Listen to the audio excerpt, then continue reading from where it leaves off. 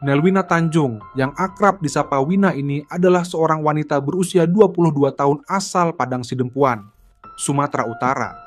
Wina dikenal sebagai gadis yang mudah bergaul, sopan, dan memiliki banyak teman, seperti tercermin dari aktivitasnya di media sosial. Tidak banyak informasi mengenai masa lalunya, terkait kapan Wina memutuskan untuk merantau dan memilih kota Batam sebagai tempatnya mencari nafkah. Saat ini Wina bekerja sebagai kasir di toko sayur Cynthia Hasibuan.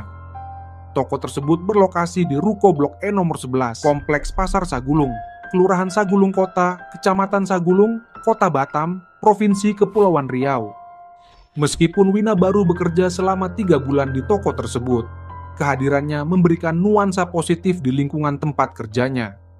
Hal ini berkat sifatnya yang dikenal baik, ramah, aktif, dan selalu siap membantu orang-orang yang membutuhkan. Selain itu, Wina menjalin hubungan yang harmonis, baik dengan rekan-rekan kerjanya maupun para pedagang di Kompleks Pasar Sagulung. Keramahannya serta sikapnya yang dapat dipercaya menjadikan Wina dipercaya untuk menempati posisi kasir di toko sayur tempatnya bekerja. Dengan tanggung jawab yang tinggi, ia selalu menjalankan tugasnya dengan sangat baik. Wina benar-benar mencintai pekerjaannya dan selalu bekerja dengan sepenuh hati. Di toko sayur tersebut, pemilik toko menyediakan mes gratis untuk para karyawan yang mau tinggal di sana, bagi mereka yang jarak rumahnya jauh dengan toko. Hal itu membuat karyawan toko tidak perlu capek-capek harus bolak-balik setiap hari dari rumah ke toko. Para karyawan pun senang dengan fasilitas tempat tinggal di toko sayur tersebut, sehingga memang beberapa karyawan termasuk Wina memutuskan untuk tinggal di mes itu. Di sana Wina pun tinggal di salah satu kamar mes yang berada di lantai 3 ruko. Di toko sayur Cynthia Hasibuan tempat Wina bekerja, juga ada salah satu karyawan pria bernama Zul Bahri yang berusia 23 tahun. Zul berasal dari Padang Sidempuan. Ia sudah menikah dan dikaruniai 2 orang anak. Namun, entah masalah apa yang terjadi, Zul kemudian meninggalkan istri dan kedua anaknya di rumah sang mertua, sementara dirinya merantau ke Batam. Zul dan istrinya tidak bercerai, namun mereka hanya berpisah begitu saja. Selama berada di Batam, Zul pun bekerja di toko yang sama dengan tempat Wina bekerja. Di sana Zul bekerja sebagai supir supplier sayur. Selain itu, Zul juga tinggal di mes karyawan toko tersebut sama seperti Wina, namun berbeda kamar. Wina dan Zul yang sama-sama berasal dari Padang Sidempuan, Sumatera Utara ini diketahui masih memiliki hubungan saudara. Awalnya mereka sebagai rekan kerja tampak baik-baik saja, hingga akhirnya satu waktu Wina curhat kepada teman-teman maupun pedagang-pedagang di sekitar toko yang dekat dengannya. Ia mengatakan bahwa akhir-akhir ini uang di meja kasir dan beberapa barang jualan sering hilang. Bahkan uang di kasir itu hilang sebesar 1 juta rupiah. Sebagai orang yang bertanggung jawab di kasir, Wina tentu saja cemas dengan hilangnya uang itu. Wina menduga jika yang melakukan semua hal itu ialah Zul. Ia pun kemudian memutuskan untuk melaporkan hal itu kepada pemilik toko, jika akhir-akhir ini uang dan barang sering hilang. Lalu tak lama setelah Wina mengungkapkan hal itu pada pemilik toko, Zul Bahri pun akhirnya dipanggil oleh pemilik toko, dan ia dipecat dari pekerjaannya sebagai sopir di toko tersebut. Hal itu kemudian membuat Zul menyimpan dendam dan sakit hati terhadap Wina.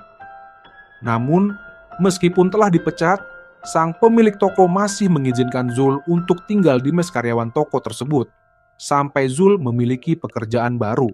Singkat cerita, pada hari Jumat tanggal 4 Juli tahun 2024 malam, Wina yang baru selesai mandi ini langsung beristirahat. Mungkin saat itu Wina sedang capek hingga ia pun tidur hanya mengenakan daster tanpa pakaian dalam dan lupa menutup pintu kamar mesnya itu. Pada dini hari, Zul yang melintas di depan kamar Wina pun tiba-tiba berhenti. Ia melihat pintu kamar Wina sedikit terbuka. Dengan perlahan ia pun mengintip ke dalam kamar. Di sana ia melihat Wina yang sedang tidur mengenakan daster tanpa mengenakan dalaman. Melihat hal itu, hasrat Zul pun langsung naik. Ia kemudian masuk ke dalam kamar secara perlahan dan mulai meraba paha Wina. Wina yang sedang tidur pun tiba-tiba terbangun dan kaget melihat Zul berada di dalam kamarnya. Sontak Wina pun berteriak. Zul yang takut teriakan Wina didengar oleh orang lain lantas langsung dan mencengkram Wina, sehingga Wina tidak bisa bernafas dan kehilangan nyawanya. Setelah melihat Wina sudah tak bernyawa di atas kasur, Zul pun mulai panik. Agar aksi yang dilakukannya itu tidak diketahui orang lain, akhirnya Zul mengangkat tubuh Wina dan memindahkan ke kamarnya. Usai memindahkan tubuh Wina ke kamarnya, Zul yang tak kuasa menahan nafsu birahinya melihat tubuh Wina yang hanya mengenakan daster itu pun akhirnya memperkaos Wina yang sudah tidak bernyawa lagi. Setelah merasa puas dengan aksi bejatnya itu, Zul kemudian membungkus Wina dengan menggunakan plastik dan meletakkan jasad Wina di bawah tumpukan kasur.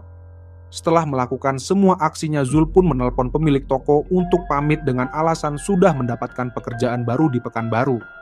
Kemudian paginya pada tanggal 5 Juli 2024, Zul turun ke lantai 2 dan mengatakan pada pekerja lain yang bernama Yosua kalau dirinya mau pergi ke Pekanbaru. Setelah itu, ia pun kemudian langsung melarikan diri ke kampung halaman istrinya di Dolok, Sumatera Utara. Dalam pelariannya, Zul membawa barang Wina berupa ponsel, powerbank, dan uang 100.000 yang berada di dompet Wina. Namun dalam perjalanan ponsel Wina dibuang ke laut. Di sisi lain, di hari yang sama, para pekerja yang ada di toko sayur merasa aneh karena sudah jam buka toko Wina tak kunjung terlihat. Mereka pun mencoba menelepon Wina, namun nomornya tidak aktif. Hal itu pun sangat tidak biasa, karena Wina selalu masuk kerja dan memberi kabar apalagi terkait pekerjaan. Rekan-rekan kerjanya pun mencari Wina di dalam kamar mes ruko tersebut. Namun, Wina tidak ada di kamarnya. Mereka juga mencoba mencari Wina di beberapa tempat yang ada di ruko itu. Namun tetap saja Wina tidak ditemukan. Sampai akhirnya 2 hari setelah Wina menghilang, tepatnya pada hari Minggu tanggal 7 Juli tahun 2024 siang, salah satu rekan kerja Wina mulai mencium aroma tidak sedap yang tampak berasal dari salah satu ruangan yang ada di ruko tersebut. Ia pun mencoba mencari sumber bau busuk itu yang menuntunnya ke salah satu kamar yang merupakan bekas kamar dari Zul. Setelah tiba di depan pintu kamar Zul, ia pun merasakan aroma busuk tersebut makin kuat tercium. Namun, karena takut mengecek sendiri, ia pun memutuskan untuk turun ke bawah dan memanggil security toko untuk bersama-sama mengecek ke dalam kamar Zul. Setelah pintu kamar terbuka, aroma busuk semakin menyengat, sehingga mereka pun mulai mencari-cari di mana sumber bau tersebut. Kemudian rekan Wina bersama security berinisiatif mengangkat kasur yang ada di kamar itu untuk mengecek. Dan ketika kasur diangkat, betapa terkejutnya mereka ketika menemukan jasad Wina dengan kondisi terbungkus kain spray, kepala terbungkus plastik yang sudah mulai membusuk dan dihinggapi lalat. Sontak mereka pun segera menelpon pemilik toko dan juga pihak kepolisian untuk melaporkan penemuan itu. Menerima laporan tersebut, tim Polsek Sagulung Batam pun segera menuju ke lokasi untuk mengevakuasi jasad Wina, serta melakukan olah TKP. Pada pemeriksaan awal, jasad Wina ditemukan terlihat ada luka di bagian leher dan setengah tubuhnya tanpa busana. Selanjutnya, jasad Wina pun dibawa ke rumah sakit guna dilakukan otopsi. Kemudian, polisi pun mulai melakukan penyelidikan untuk mencari tahu apa yang sebenarnya terjadi kepada Wina. Penyelidikan polisi dimulai dengan mewawancarai beberapa saksi termasuk pemilik toko.